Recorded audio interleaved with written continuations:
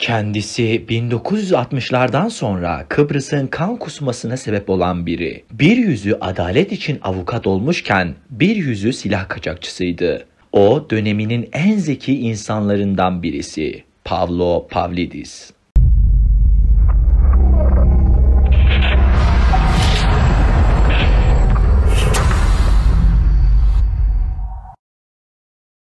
Pavlidis, Kıbrıs'ta doğan İtalyan asıllı bir Rum. Kendisi aslında bir avukat. Aynı zamanda silah kaçakçılığı yapıyor. O dönemde Kıbrıs'ta başpiskoposluk yapan, aynı zamanda Kıbrıs Cumhurbaşkanlığını da yürüten Makarios'un da avukatı. Ancak avukatlık mesleğini tamamen silah kaçakçılığını gizlemek için kullandığı söyleniliyor. Bu köşkü yaptırma amacı da zaten silah kaçakçılığını gizlemek ve deniz yoluyla getirdiği silahları sorunsuzca köşke getirip buradan dağıtmak.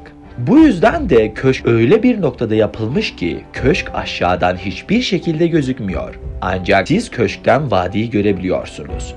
Evi bir mimara yaptıran Pavlidis sonrasında da kaçış noktalarını bildikleri için mimarı ve işçileri öldürdüğü biliniyor. Köşkün mimarisinden mobilyasına kadar her şey farklı. Pavlidis bir renk manyağı olduğundan her oda farklı bir renkte tasarlanmış. 13 odası, 13 banyosu bulunuyor. Hatta bir deprem odası dahi var. Bu oda evden bağımsız bir şekilde kopabiliyor. Bahçenin bir noktasındaki yere boyayla yuvarlak çizilmiş. İçine girince sesiniz yankı yapıyor. Fakat yuvarlağın dışına bir adım atınca sesiniz normale dönüyor. Yatak odasındaki pencerelerden hem güneşin doğusu hem de batısı gözlemlenebiliyor. Köşkün kapısından girdikten sonra salonda bir havuz bulunuyor. Burası süt banyosu için kullanıldığı biliniyor. Ağzına kadar süt doldurduğu havuzda o dönemin meşhur sanatçılarından Sofia Loren'in de ağırlandığı söyleniliyor. Yine sanata olan düşkünlüğünden dolayı köşkün her odası tablolar, resimler, biblolar, heykellerle doldurulmuş durumda. Hepsi gerçekten sanat şaheserleri. Aynı zamanda kendisi de kara kalem çalışmaları yaparak bazı odalara bulundurduğu gözlemleniyor. Kara ve deniz her yeri görebildiğiniz ancak hiçbir yerden gözükmeyen bu köşke silah ve uyuşturucu getiren gemiler köşkün yerini bilmedikleri için o bölgeye yaklaşınca ışıklarla sinyal veriyorlardı. Sinyali alan Pavlidis adamlarını gönderiyor, alışverişini yaptırıyordu. Bahçesinde inşa edilmiş taş bir yapı bulunuyor. Burada Pavlidis'in ibadet ettiği söylenmektedir. Pavlidis kısa boylu olduğu için bu taş yapı oldukça küçüktür. Birçok kimse içine girmek için eğilmek zorunda kalıyor. Bahçede bulunan küçük amfiteyatro şeklinde dizayn edilmiş bir alanın ortasında sesiniz yankı yapmasını sağlayan bir taş vardır. Ancak taşın üzerinde köşke doğru belli bir açıda durmanız ve alanın etrafının çok dolu olmaması gerekiyor. Aksi takdirde yankı olmayabiliyor. Gerçekten de bir avukatın hitabet çalışabileceği mükemmel bir düzen. Pavlidis mahkemeye çıkmadan bir gün önce burada hazırlandığı biliniyor.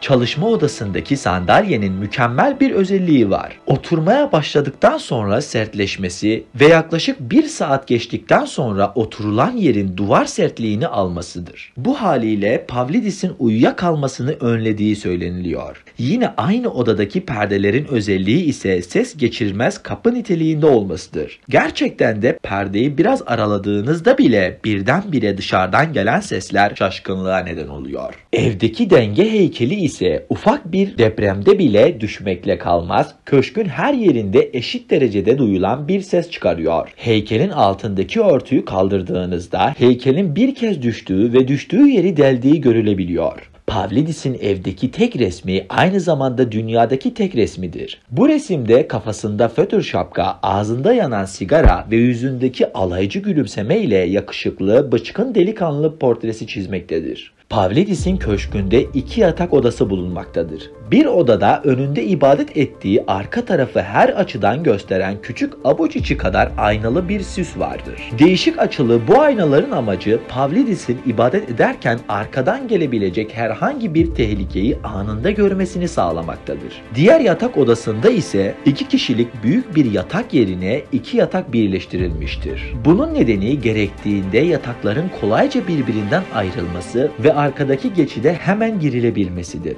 Rivayete göre Pavlidis kaçtığı zaman bu tünelden geçmiş, önceden yaptığı plana göre tünelin ortasında bulunan bombayı patlatarak ne tarafa gittiğinin ve tünelin nereye çıktığının anlaşılmasını imkansız kılmıştır. Yine rivayetlere göre İtalya'daki bir mafya toplantısında arkadaşları tarafından öldürülmüştür.